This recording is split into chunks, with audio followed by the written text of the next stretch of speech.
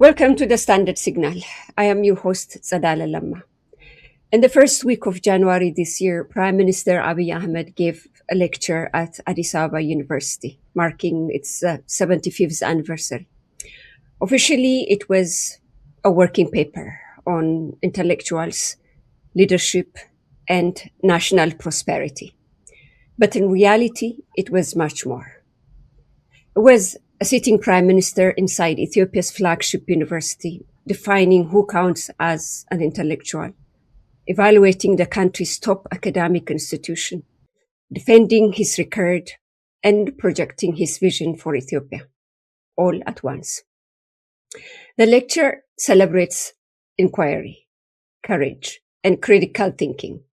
Yet, it was delivered in a climate where many intellectuals cannot speak freely, and where critiquing power can carry real personal and professional risk.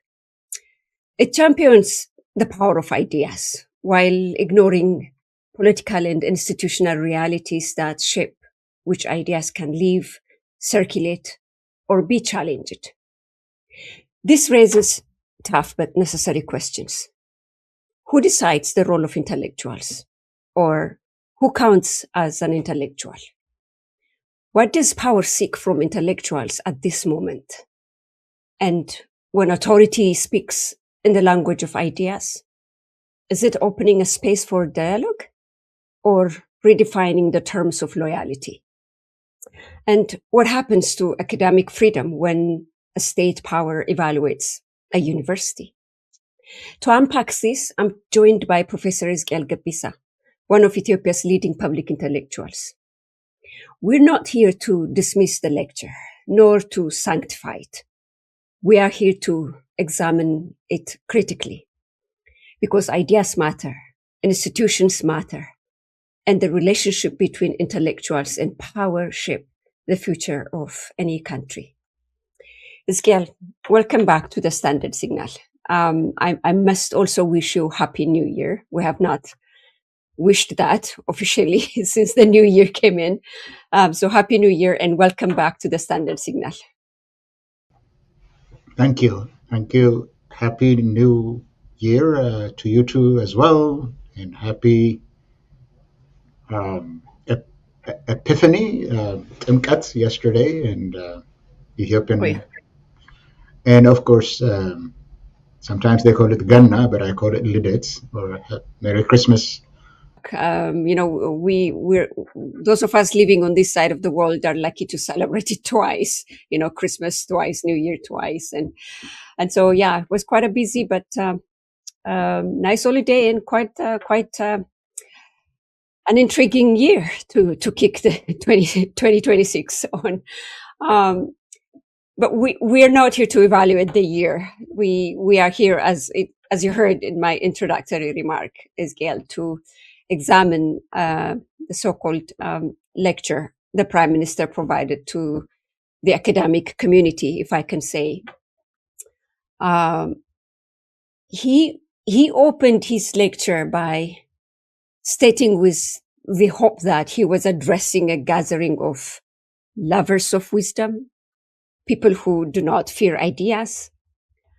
Ezekiel, before we break this down thematically, I know you would like to, as an academic, as an intellectual, you would like to break it down thematically, and we'll get to that. I want to start asking you, how should we read the lecture as a whole? Can it be best understood as an intellectual reflection? Was it a political intervention or a performance of power, speaking in the intellectual language of ideas? What was your reading? How do we understand it in general? Well, thank you. It was delivered in a university setting. And not only that, the Prime Minister also presented it was introduced as the last speaker in a series of intellectual exchanges that had gone on that week, to cap off the activities of that week, which in a university setting should be understood to be devotion to the pursuit of knowledge and promotion of social well-being and promotion of progress, because that's basically what education and the pursuit of knowledge is. But also the Prime Minister himself presented it as a research paper. That's what he said. The Tanatawi Suhuf is what he said. So it should be judged from that perspective, because of the setting, because of how he was introduced, and because of how he presented his lecture. Now, in the setting, if we look at the setting, that universities have historically been seen as a site of critical inquiry, institutional memory, and institutional depository, and epistemic resistance, at least in the case of Ethiopia, that they have been engaged in not only the production of knowledge for its own sake, but also as a site for enlightening the Ethiopian people, resolving their political, social, and economic problems by generating ideas of progress and enlightenment. And that's how universities have functioned in post-colonial societies in Africa and other places as well. That in states like Ethiopia, states have always tried to monopolize narratives of progress and legitimacy. But Addis Abeba University in Ethiopia, the oldest and the most prominent institution of higher learning, has long occupied a role as also the center of epistemic resistance. And its 75th anniversary was presented as an opportunity for institutional reflection on knowledge production, academic freedom, and the university's role in a fractured society such as Ethiopia. That is what you would expect to present. But instead, the anniversary lecture delivered by the president of the Prosperity Party,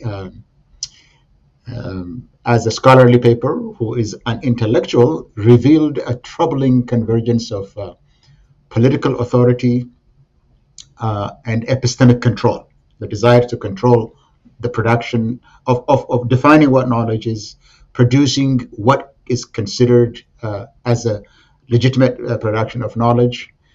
And the lecture was basically philosophically deficient for me, very thin philosophically, academically not up to the standard that I would expect from a university lecture, but it has been politically consequential, or at least presented in that context, that it constituted an attempt to redefine who an intellectual is, what knowledge is, what knowledge production is, and it also attempted to delegitimize dissent.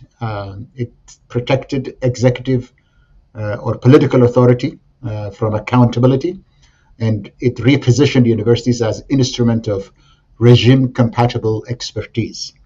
So it was billed as an academic exercise, but it is philosophically thin and academically deficient from that perspective. But there was a goal, and the goal is to extend the executive authority on the institution, insulate the institution from accountability, and reduce universities to producing intellectuals and intellectual products that are compatible with the regime's goals and priorities. Mm-hmm. We're going to unpack some of the points that you raised in your response. I have to ask you a follow-up question now, based on what you said. In such a circumstance, one must ask, what are the risks for?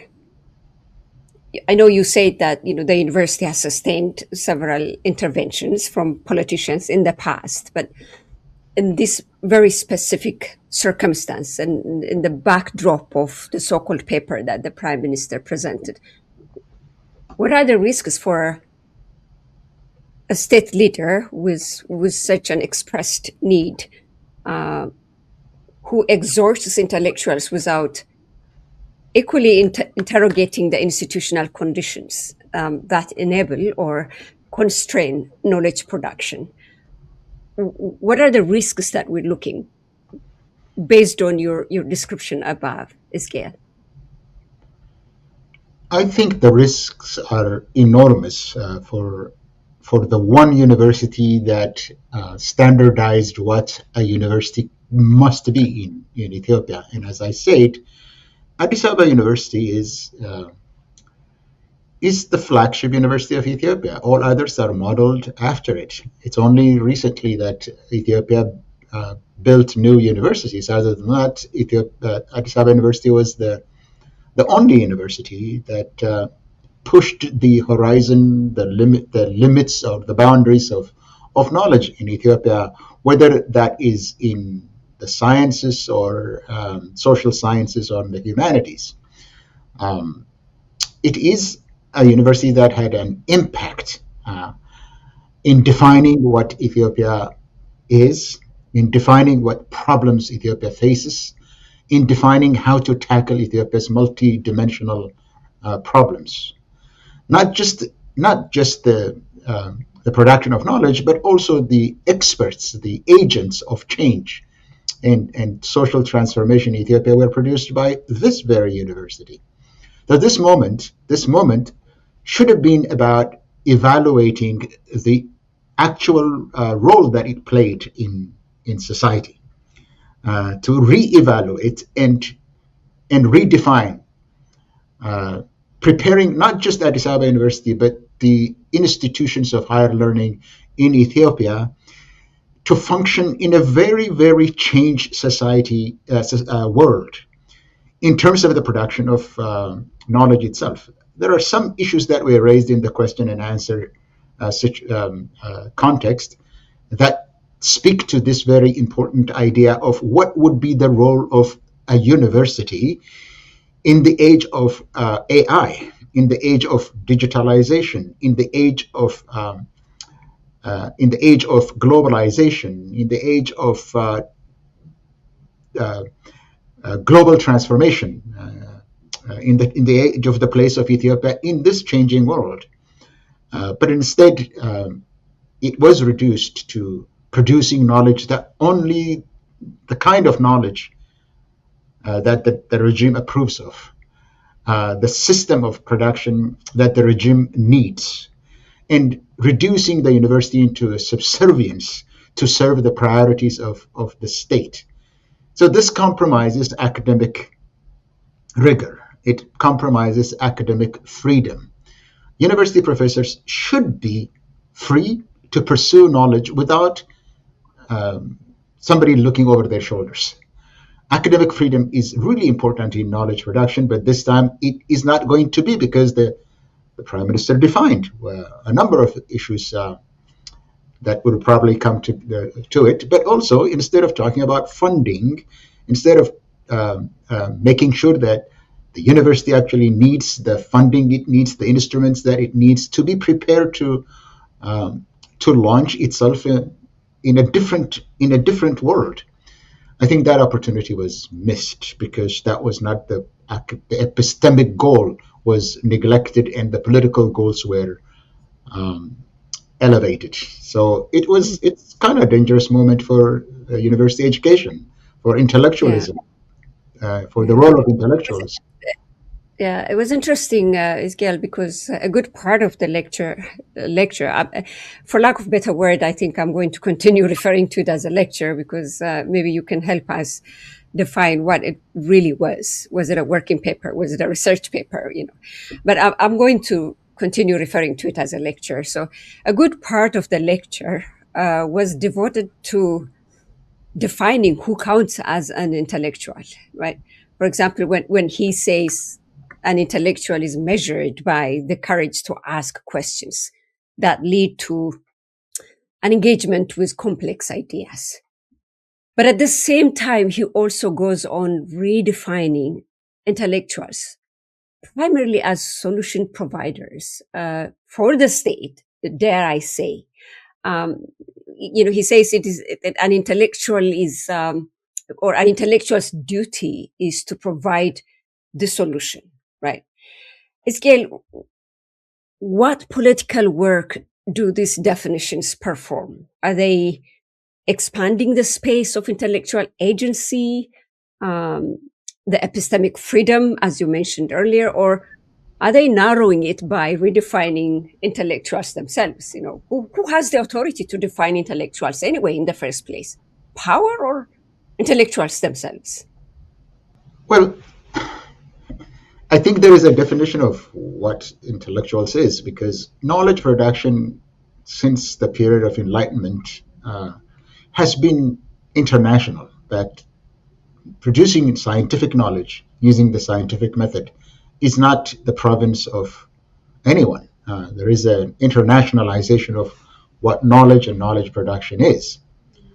When I say knowledge production, is that we're talking about scientific knowledge. It's not about magic. It's not about revelation. It's about scientific knowledge, the form of knowledge that the world understands to be reliable and verifiable knowledge. And it is the practice in this profession that defines an intellectual. It doesn't have to be defined by anyone. It is the practitioner of the pursuit of scientific knowledge that are considered scholars.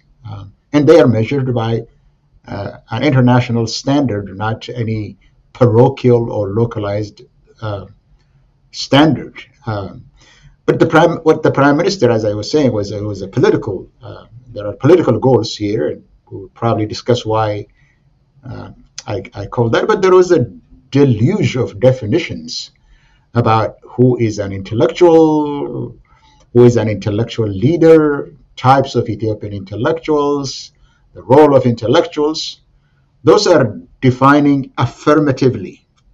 In an affirmative sense, he defined what all of these categories are. But he also defined intellectuals in contradistinction, what they are not and what they shouldn't be. For instance, after saying that, as you just said, that intellectuals are people who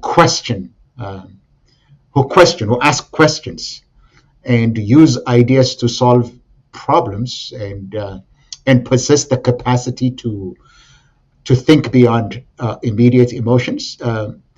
He also talked about who is not an intellectual, like emotional engagement, moral outrage, activism, and dissent were subtly framed as anti-intellectual. What that really means is when he is doing this exercise is that he defines who is an intellectual, what the role of an intellectual is, what it means to produce knowledge, but also defines who is not an intellectual. So when he says you are emotional, or if you are emotional, or what was the word that he used, moral outrage, activism, he's excluding people who are scholars, but politically engaged, socially engaged. He even talked about the currencies of intellectuals and others when he talked about the types of intellectuals in Ethiopia. When he talked about the role of intellectuals, he used this category called currencies, and the currencies meaning that you have a currency in your own special of expertise, and if you go beyond that, like for instance to politics, instead of engaging in your currency, which is ideas, the production of ideas and problem solving, if you go beyond that, then you are not an intellectual. That means governing, legitimacy, questions of politics, progress. All of these are meant for the state leaders or state intellectuals or something like that. But everything else is for intellectuals, university intellectuals or scholars or the elite, however he defined them. They are supposed to produce only ideas, and they should not go beyond the silo of what is defined as their currency into multidisciplinarity, into interdisciplinarity. They shouldn't, because when you go out of your silo, then that disqualifies you. In that way, that he's really protecting his turf by prescribing currencies. So overall, these definitions reframe intellectual responsibility by realms, but then avoids the accountability and technocratic competence only for a certain group of intellectuals. There was, an interesting analogy that you mentioned is the currency when he described the different types of, groups of society, be they engineers or doctors or teachers, entrepreneurs, or there was a very clear, a very clear blurring of the line between intellectual engagement and political endorsement in my reading. You can correct me on that one. But the other danger that I saw is also it does not, or perhaps deliberately, it doesn't shed light on who becomes suspect or illegitimate under this definition, but it dog whistles, right? Who becomes a suspect or illegitimate, critical scholars, dissenters, or those who refuse instrumentalization. There's that clear underlining in his message of that. But a good part of it was also, Ezekiel, I know you would say more on that one, was also a defense of governance, of the record of his government, the future policies. He has a section, a good part of it went on off rail, if I can say it, because the lecture does not only speak about intellectuals, it repeatedly defends his policies, governance choices, projects forward, or a national vision. When he say, for example, for the last 7 years, his government, or Ethiopia, as he alternatively refers to that, has not taken a single dollar in commercial loans, and or outlines ambitions or goals like by 2040 Ethiopia will be a global role model. How does framing policy defense within an academic setting affect the ability of intellectuals to critically interrogate those claims? What are we to make of? Ezekiel, if you connect these two and say, if you can share your analysis of that. Yeah, it is true that the first act or the purpose of the lecture is to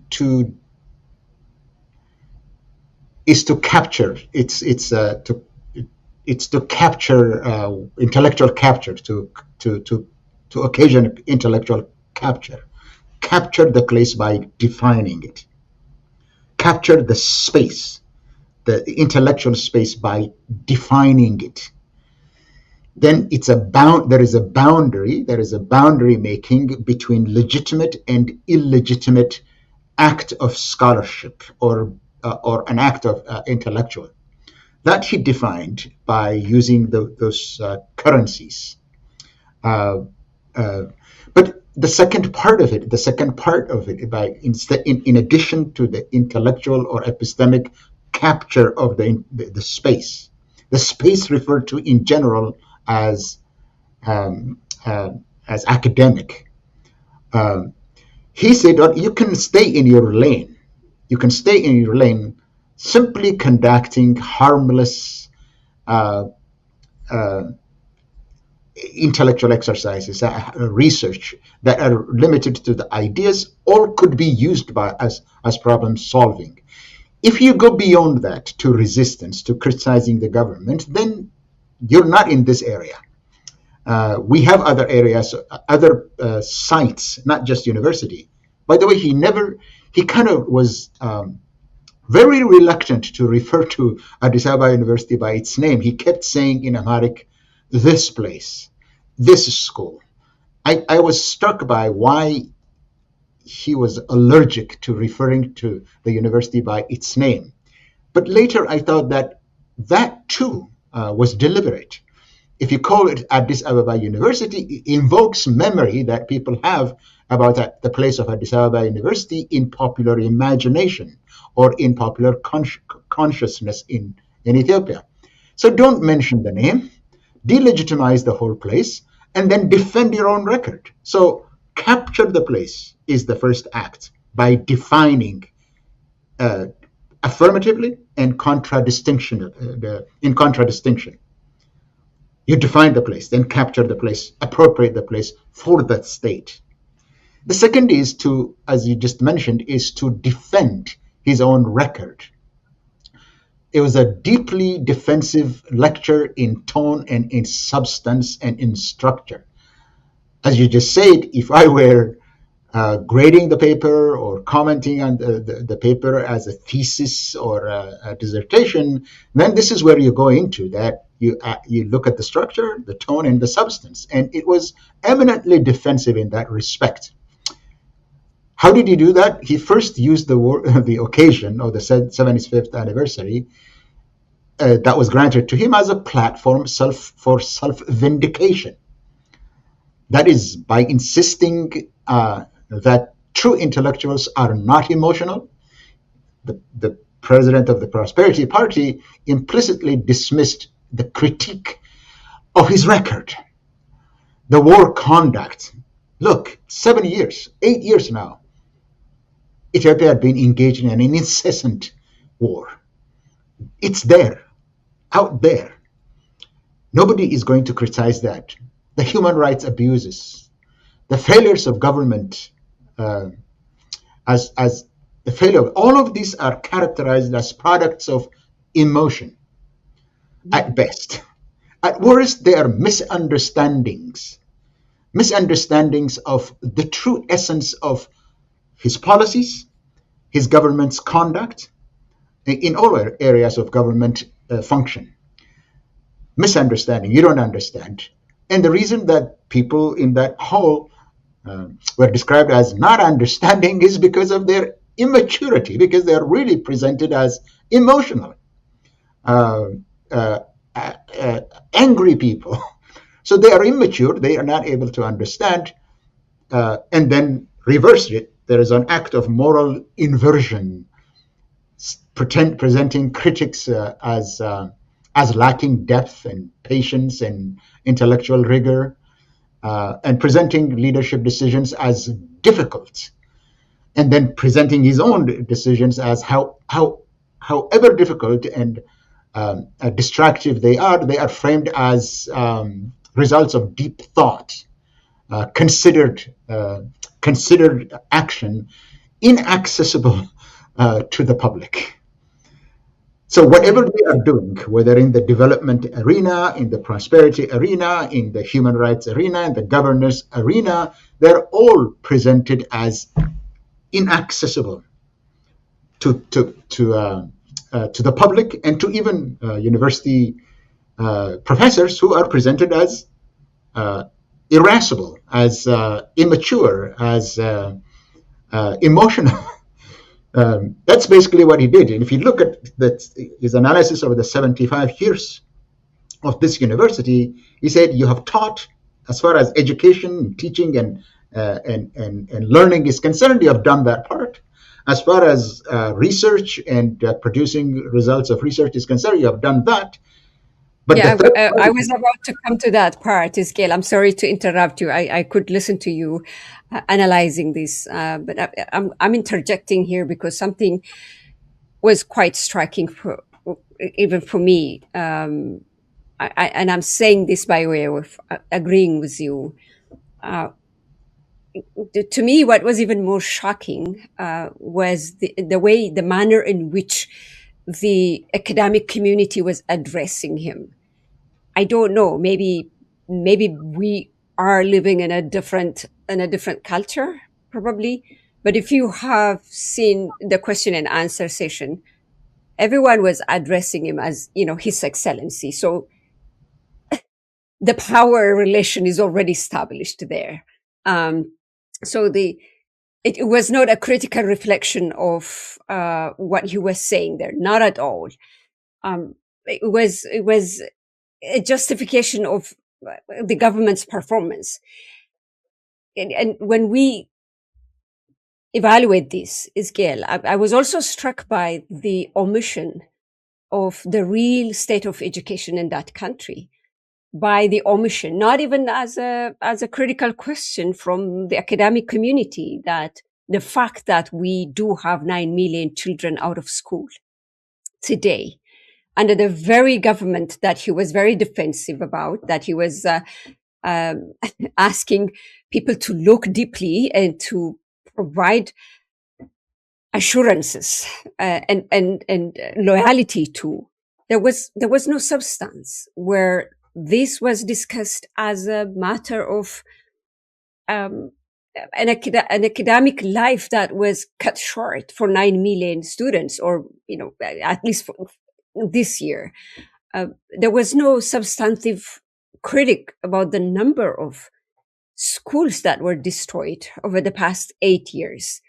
There was a point where he was talking about building 35,000 kindergarten. I don't know how we can corroborate that number, but there was that deliberate omission of the destruction in the education institutions and the wars and the conflicts. Shouldn't members of the academic community be concerned by this? Isn't that doesn't that tell you the exact setup of that conversation? That the power balance there has already been established between him and the academic community, and doesn't that tell you their silence doesn't say quite a lot? Zger. I mean, the goal for the prime minister, as I was saying, was basically to defend his record. It's to gloss over. So the questions that you raised about education at the lower level, you could say that we have built 40,000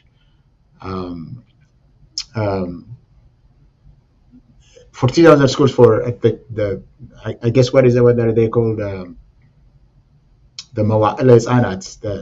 They were built that way, but he also spoke about elementary and secondary schools, but he also said something about university. This is the man that said that he's not going to build any university, but now he had said that he's going to build one university, the University of AI, the second university in the world.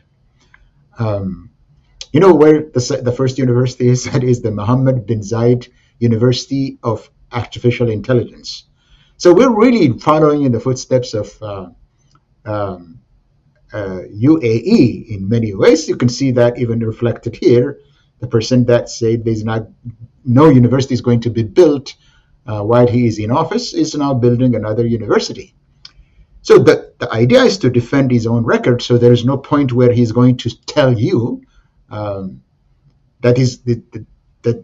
all of these have happened. There is a selective silence of attacks on universities, arrests of academics and journalists, for instance, campus militarization.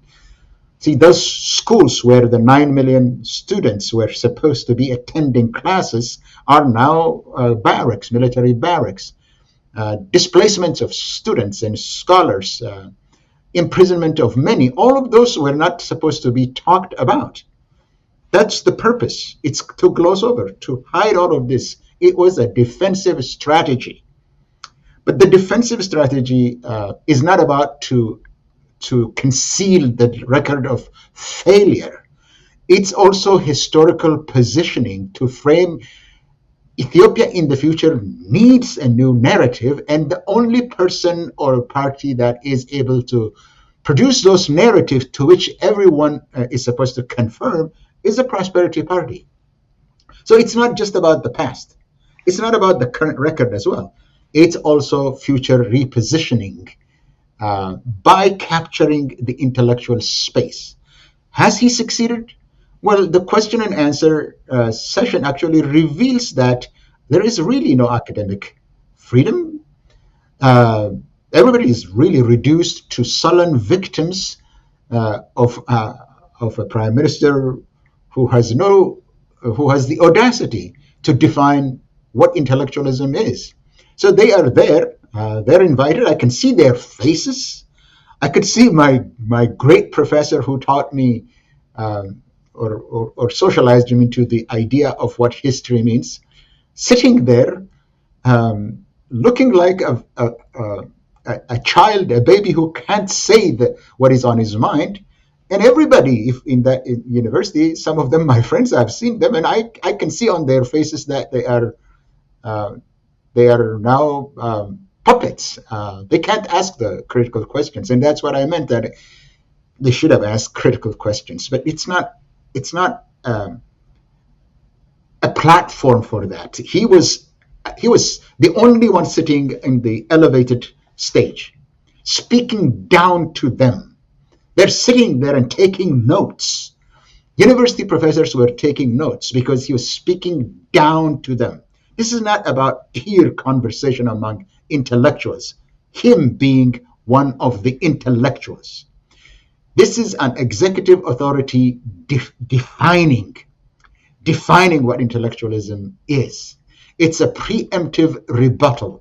Say nothing about what I do or what I will do in the future, because if you do, you're going to be excluded from the realm of intellectualism, and maybe something else is going to happen to it. So it's not only the intellectualism, it was also an act in the demolition of the Addis Abeba University as well. But the first thing that he did is to capture the space. That is really to understand. It is to capture.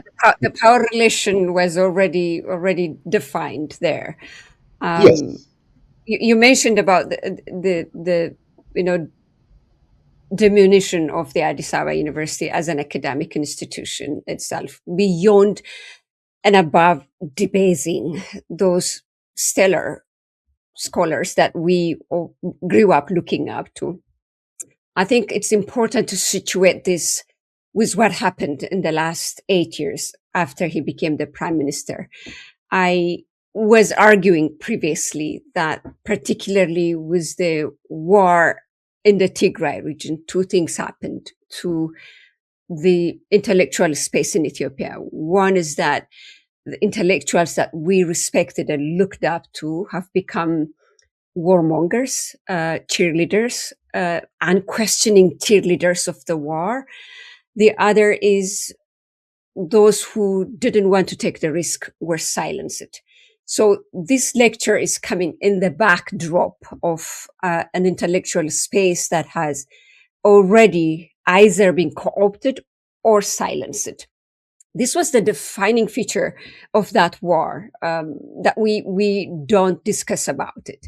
And so this is the individual debasing of the intellectuals that in Ethiopia. We have seen tragically, many of them turn into warmongers and war cheerleaders instead of questioning and critiquing political decisions that saw one of the most devastating wars in the century. Coming back to the diminution of the Addis Ababa University as an academic institution, you mentioned the omission of referring to the institution by its name. And you said something interesting there. And indeed, the prime minister is evaluating the Addis Ababa University. And he said the university has excelled in teaching and attempted researches, but it has struggled with implementation. This is how he evaluated this, a sitting prime minister assessing a 75-year-old academic institution from its own podium, as you said, sitting up there. I think I have to ask you a follow-up question to this. How did we get to a point in which a sitting prime minister assumes epistemic authority to evaluate Ethiopia's flagship university in this manner?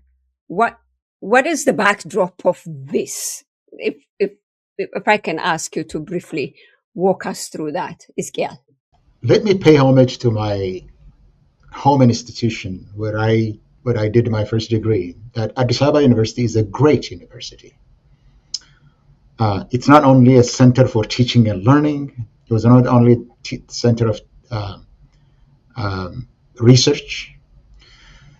What the Prime Minister was saying was that you don't have any applied research products. That's basically what he's saying. Now, keep this in mind when he says that AI University is what he's going to establish by consulting with them. This is his words, consulting with professors at Addis Ababa University, but also seeking input from outside the country is what he said. And I mentioned about the AI University that he's going to establish. It's the second. So where are they going to come from? There is no AI University in the world. There is only one. Where are they going to come from? And Addis Ababa University or professors at Addis Ababa University in the technology faculty are going to be consultants. That should tell you something, that more than what he said. So Addis Ababa University, in the last 75 years, you haven't produced applied knowledge that could be used to improve the human condition or the suffering of Ethiopians, to improve the political system, to improve the society. You haven't done anything, is basically the conclusion that you could draw from how he talked about the last 75 years. So it's not only about the last 75 years, but it's also about the next 25 years, where he said you could probably be more useful to society than you have been in the last 75 years. But let me, like I said, pay homage. Addis Ababa University is a great university that produced applied knowledge, that produced the technocrats that built Ethiopia, the opinion leaders that helped Ethiopians become enlightened about their own situation. They're the ones that actually served as a center for resistance. There is no comparison between the current cohort or the current crop of intellectuals that are housed in the Prosperity Party, because that's the Prime Minister was saying that you're not this school. Not only you, we have also intellectuals elsewhere. What he's basically saying is that because you have failed, we have our own source. We don't need you. We don't need you. But that's not what Addis Ababa University has been in the last 75 years. It has contributed to social progress, to political resistance, to change. The change agents that transformed Ethiopia came entirely from Addis Ababa University. Now, pay that homage. But keep three things in mind on what he did. Now, his lecture was basically didactic. They delivered in a paternalistic tone. He spoke, the Prime Minister spoke down to scholars, as I was saying, rather than engaging them, positioning himself as the authority, the ultimate arbiter of intellectual life, or what the intellectual means. He delivered a lecture in which he did not reference the standard scientific method, the theoretical grounding of his lecture, in the resources that he used, the methodology that he used. He didn't do that. I think that was on Yeah, I purpose. was about to come to that point, Ezekiel, because as an intellectual, as a public intellectual, as a professor of history, I want to ask you to share your take on the evaluation of the working paper, the lecture working paper as academic exercise. It's presented as a working paper, and I think in the government, state media, and everything, research paper, working paper. It's presented alternatively, in different names. Yet it contains no citations, no engagement with Ethiopian or global intellectual traditions, and no methodological grounding. And the set is inside a university that demands exactly those things, right? Ezekiel, if we assess you that's why I have you here. I cannot assess it. I'm not an intellectual here. But if you assess this lecture purely as an academic exercise, how does it hold up? Well, yeah, the point that I was trying to make here was not to evaluate it from that perspective. It was about the demolition of Addis Ababa University as an academic institution. And that's why I said I pay my homage to this great institution of learning that had contributed immensely to making modern Ethiopia was that. But what he was doing in that respect by not making um, his lecture or the research paper or working paper, whatever it is, not grounding it in the academic tradition, it had a purpose. That's what I'm saying. It had a purpose. It's not like a failure or the inadequacy as an intellectual to do those kinds of rigorous work. It is to define what it means to produce a research paper. You don't need to build on others, is what he is saying. You don't need a theoretical ground that you have been producing in the past. All of these are not necessary, is the point. As an academic paper, we could evaluate it, but the point that I was trying to make is that this was delivered in a paternalistic tone, telling researchers at Addis Ababa University the knowledge production that they were engaged had been not important. So he's really bypassing the academic norms, undercutting Addis Ababa University's scholarly foundation. That failure is deliberate, it's purposeful. It is simply to undermine Addis Ababa University's scholarly foundations altogether, is what I was trying to say. Undermine Addis Ababa University. It was basically an erasure of the legacy of Addis Ababa University. As I said, there was um, no reference in the paper, little recognition of Addis Ababa University as a site of critical thought, as a center for political and social analysis, um, as a contributor to Ethiopian scholarship and to resistance politics, and to contribute to the change that Ethiopia had undergone since the university was founded. There is no mention of, so basically Addis Ababa University as an institution was erased. And the third point that I want to say in regards to the diminution of Addis Ababa University, the deliberate act of undermining it is to subordinate academic freedom to executive authority. From now on, it would be what the leader says that would constitute research. State-defined prosperity is knowledge from now on is what contributes to the state-defined prosperity. It's not academic um, uh, research as it had been for its own sake, but one that only helps prosperity, Ethiopia achieve prosperity. The goal is prosperity for Ethiopia. This is the goal of the Prosperity Party. And academic institutions such as Addis Ababa University are going to produce only research results that contribute to making Ethiopia prosperous.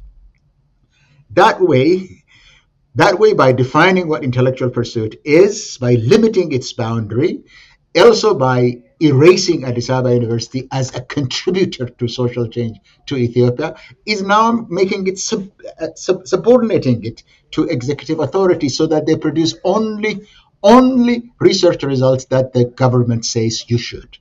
So that is basically what I was trying to say, that the conceptual takeover, the political shield of his own record, and the institutional diminishment had a political goal.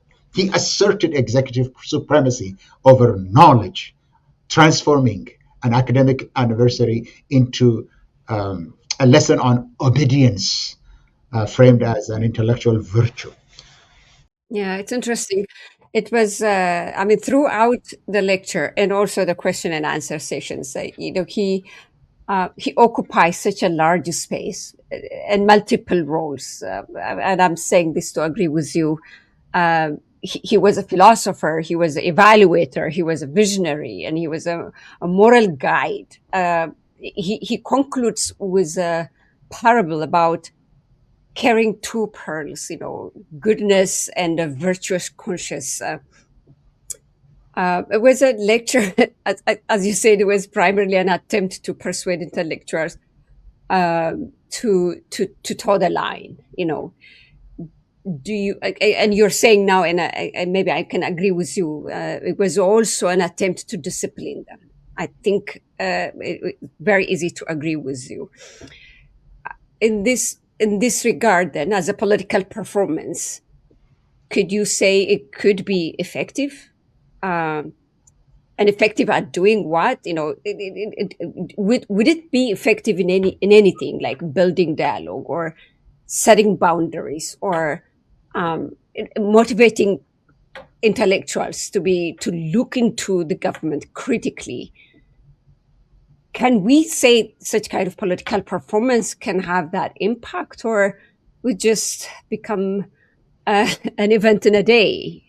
Where do you see the impact of this intervention, if I could use the word in one of the articles that I read last week in response to that? Was it an intervention or not is something to be debated about, but what is the impact of it? The president of Prosperity Party has a view of power that he had spoke about and demonstrated over the past 8 years. He believes that no human being can resist reward, whether that is monetary or position or anything else, that no one can resist reward and no one can escape brute force. What he was doing at Addis Abeba University is to exercise that brute force, to control it, to prevent, act preemptively, as I said, a preemptive rebuttal of what might happen or develop at Addis Abeba University. But at the same time, also, he used this lecture to define a new epistemic elite, a new elite in scholarship, that one that is aligned with his vision of what knowledge should be, what scholarship should be, what an intellectual should be, what the role of intellectual should be. It is really a very sinister ploy to try to produce elite that is compatible only with the elite. Did he succeed in that respect? Well, if you judge by how the question and answer session went in that hall, that the lecture reflects a deeper intellectual crisis in Ethiopia. He is probably on his way. What brought this? I think it is insecurity.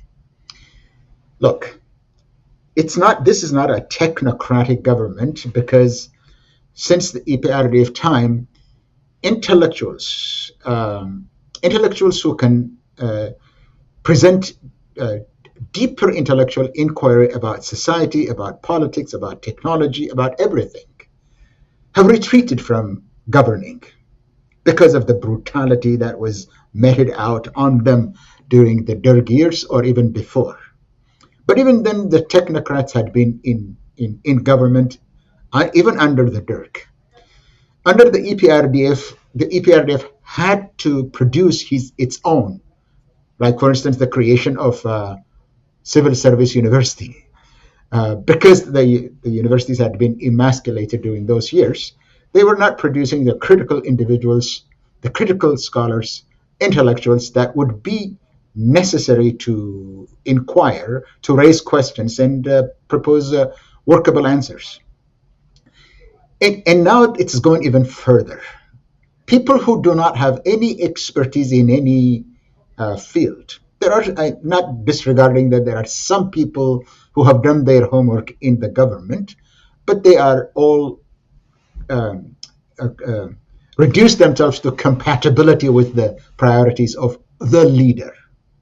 Now the whole institution is reduced to it, and the preferred institution for the government would be the AI Institute. So we're not going to have intellectual inquiry. We're not going to have basic research. All we're going to have is technical people, technocrats, who could usher in the era of AI in Ethiopia. So that bodes very bad for Ethiopia. Would he succeed?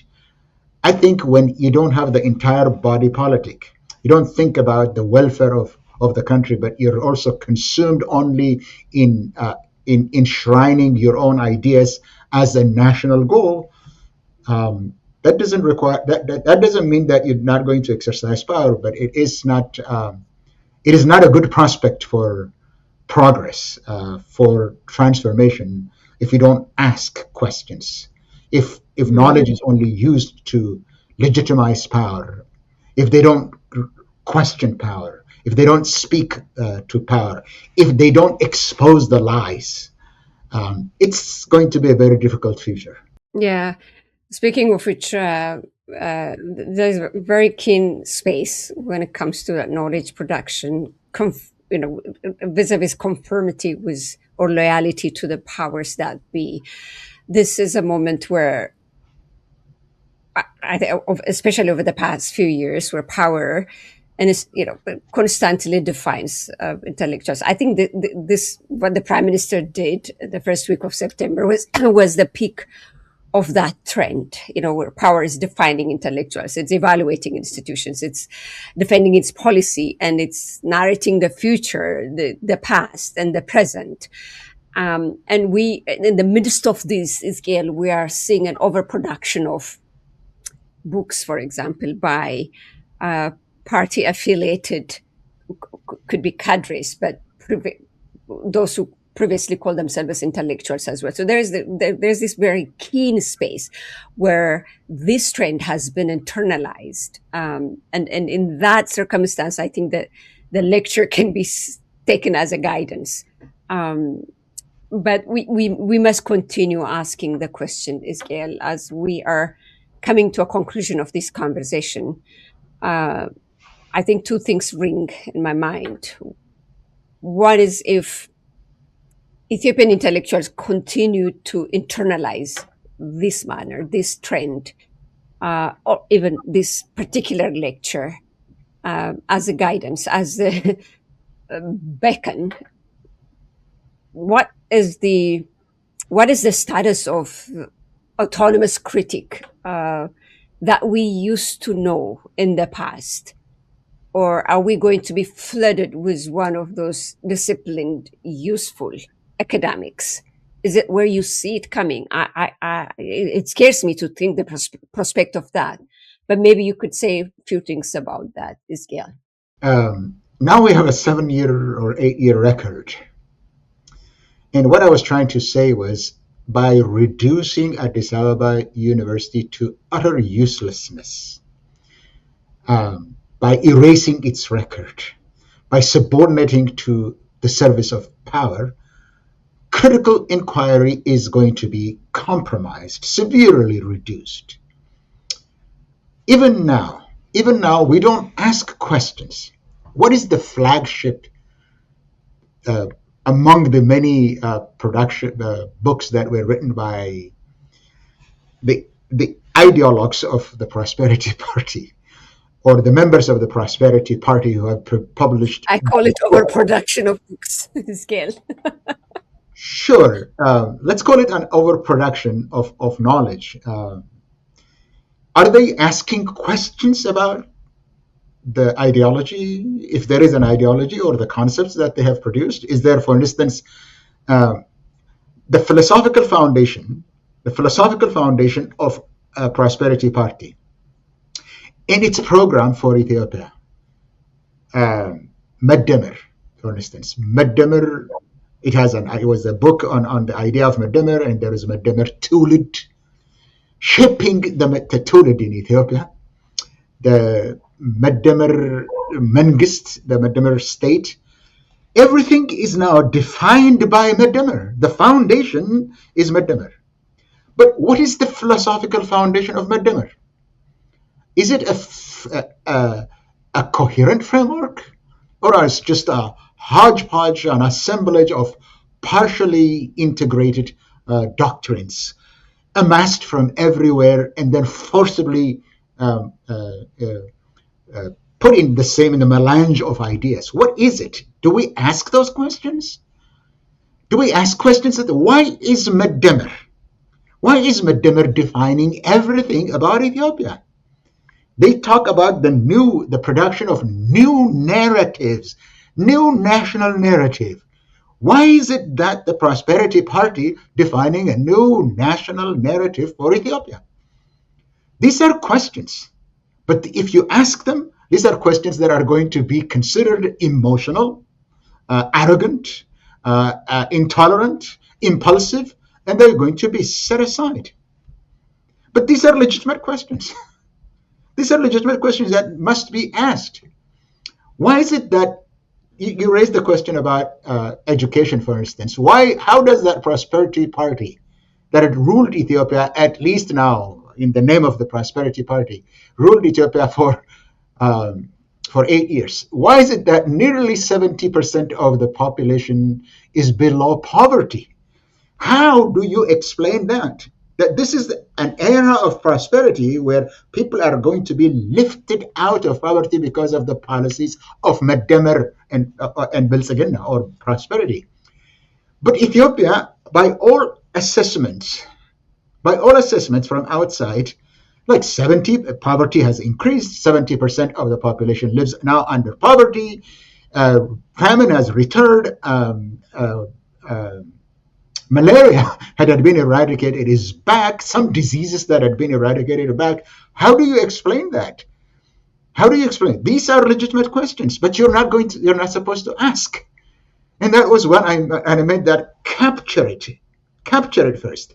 Defend yourself by using intellectual language. Defend your questions that must be asked are not asked. And this is going to be the future of Ethiopia. Those are the questions that are not going to be asked because they are going to be considered illegitimate, emanating from the disgruntled mind. They're not relevant. Now you have an AI university that will produce prosperity and make Ethiopia. Is that an emblem or the beacon of prosperity in Ethiopia? Here is what the Prime Minister said in that. Said, in Ethiopia, we don't distinguish between ideas and opinions. As if that is a revelation to university professors. For that matter, the deluge of definitions that he gave us about education, about scholarship, about intellectuals, all of those are meant to be introduced to high school students or first-year students' definitions. But he said that in Ethiopia, the sibrat is what he said. Our brokenness is that we don't know the difference between ideas and opinions. Who's going to decide whether some notions are ideas, some are opinions?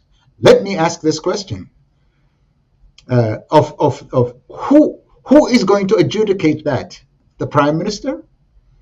Does he also know the difference between wishes, just wishes that come to your mind, and the difference between wishes and opinions and ideas?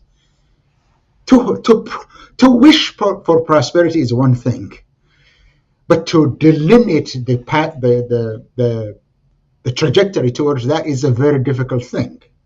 It's very difficult unless you ask, unless you evaluate, unless you assess, unless you subject your own hypothesis to questioning. That's not knowledge. That's not going to be progress. It's going to be something when you have an official line and everybody has to submit to it. In history, we used to call it fascism. When there is an official idea and that should be the one that you should worship. I think that's where we are. We had a very interesting conversation, Ezekiel, and we didn't discuss about the why now question. For one, because the event was organized in connection with the 75th anniversary of the university itself. But there's a lot to say about that, the why now, and an end of itself. But if you could wrap up this conversation vis-a-vis the impact after, I think it was on the 5th of January this month, that the Prime Minister gave that lecture is almost now 2 weeks or a little over 2 weeks. I didn't see the event triggering so much debate as it probably is supposed to, because this is supposed to be a presentation by or a lecture by a Prime Minister challenging, critics and thought leaders to debate, to start. And yet there was a dead silence after that. Maybe we can close this one if you have paid attention to that space, because I would have imagined intellectuals jumping on the opportunity to get back, to review, to debate, to ignite the conversation. That didn't happen, Ezekiel. Maybe that says a lot about the paper or the lecture itself. What is your take on that? Before I let you go, if you could answer this one, Ezekiel. Yeah, I kind of alluded to the idea of how the Prosperity Party president views power and uses power, saying that no one can escape reward, no one can resist reward, and no human being can escape brute force. I think Ethiopians know that brute force holds sway. University professors also know that. Even if it's not about brutality, they know that their ideas are not acceptable because they're challenging, and no one who's focused on augmenting one's power is going to cherish ideas. But why now? It's a series. There is a series in which the Prime Minister tried to engage the public, trying to explain how great his term in office has been. There were a series of attempts where he gave like a 4-hour speech on one of the channels, that he kind of marshals all outlets to deliver his ideas. He tried, and I think Ethiopians have simply switched off. They're not listening. And the technology shows who is listening and who is not, and how many people are actually listening, how many are not, which led to the incarceration of YouTube or TikTok experts last couple of weeks ago in Ethiopia. I think the context is important. There is a decline of intellectual prowess in leadership in Ethiopia that I was kind of earlier mentioning. Now, earlier leaders in Ethiopia, including Mengistu Haile Mariam, had some confidence about themselves. Mr. Meles Zenawi and even Haile Mariam Desalegn, they displayed a certain intellectual rigor. Mr. Haile Mariam is an engineer. He's from a university setting, so he understood that he needed to build his arguments, anticipate objections to presentation of his own ideas, and engage seriously with ideas rather than defining what ideas are. The Prosperity Party president and the lecture that he delivered, they revealed what he had been relying on, that he'd been relying on polished ideas rather than structured reasoning, on rhetorical sophistication rather than coherent policies. And this gap has widened now. This gap has widened between rhetorical flourishes and the actual world that people live had widened. So it seemed to me that there was a necessity to choose the 75th anniversary of Addis Abeba University to try to engage the intellectuals on the one plane, but also engage the people, the public. That was one of the motivations, it seems to me. And the sophistication, the language that he had been using to gloss over his failure have not worked. So there is a frustration with that as well. And there is this anxiety that is probably resident among many members of these new authors, the new PhDs. I don't know where they get their PhDs. Government ministers are now left and right obtaining their PhDs and suddenly becoming doctors. I've read some of the dissertations, including the prime ministers. There is this anxiety to try to appear intellectually superior without being where your ideas are really inferior. You know that the dissertation of the prime minister himself was 62% plagiarized. I remember reading an article that evaluated the paper, his dissertation. Yeah, yeah. I think from a few years ago. Yeah. So if what you produced didn't cut it, you can use the aura of the office, the trappings of your office, to show that you are intellectually rigorous and competent and on par with anybody, even university professors. But also there was whitewashing of the record of the prime minister as prime minister by by connecting intellectual activity and the production of knowledge to nation building and patriotism. And that's basically what he did. That is, nation building is what he and his party is engaged in. Patriotism is what he defines to be. Anything that is outside the boundaries of that definition is going to be considered not an intellectual leadership. So there is that aspect as well. Then there is also the desire to cling to power amid eroding trusts. The public trust had declined sharply. There is no doubt about it.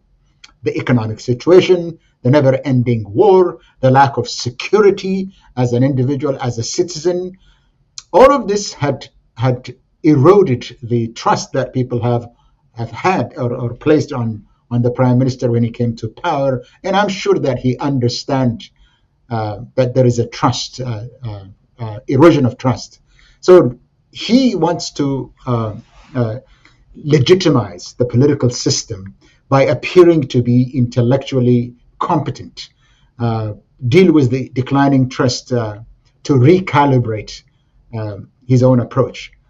I think there are a number of reasons, but it's also this fading oratory, because in the context of a deepening crisis, the public relations exercise, engaging in sophisticated language, and the language, the Amharic language that he used to present his paper, is amazing.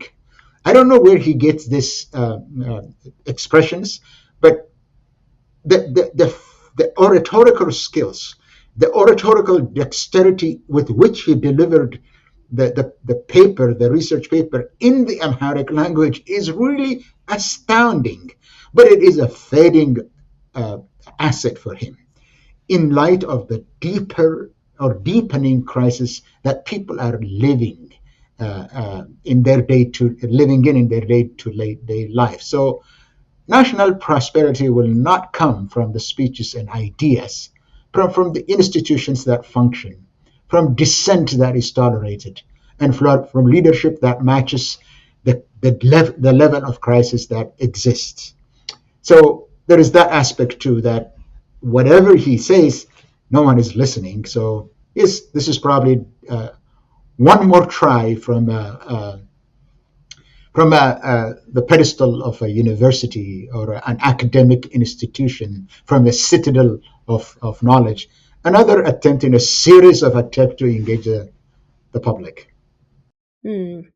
Ezekiel, thank you very much. As usual, it's always lovely to have you back. We've taken up the challenge and had the Prime Minister's lecture front and center to examine what it is and what it is not. And I'm happy that I get to do this with you. I wanted to close this one by wishing and hoping that this experience will not further discipline what is left of our intellectuals, particularly on the ground in Ethiopia. I would also, I also wish that there is some kind of revival coming. Perhaps this is a wake up call. Maybe it's just a mere wish from my side. In any case, Ezekiel, thank you so much for joining me. I look forward to have you back again on a different topic very soon. Thank you for the opportunity, Tsedale. Thank you so much.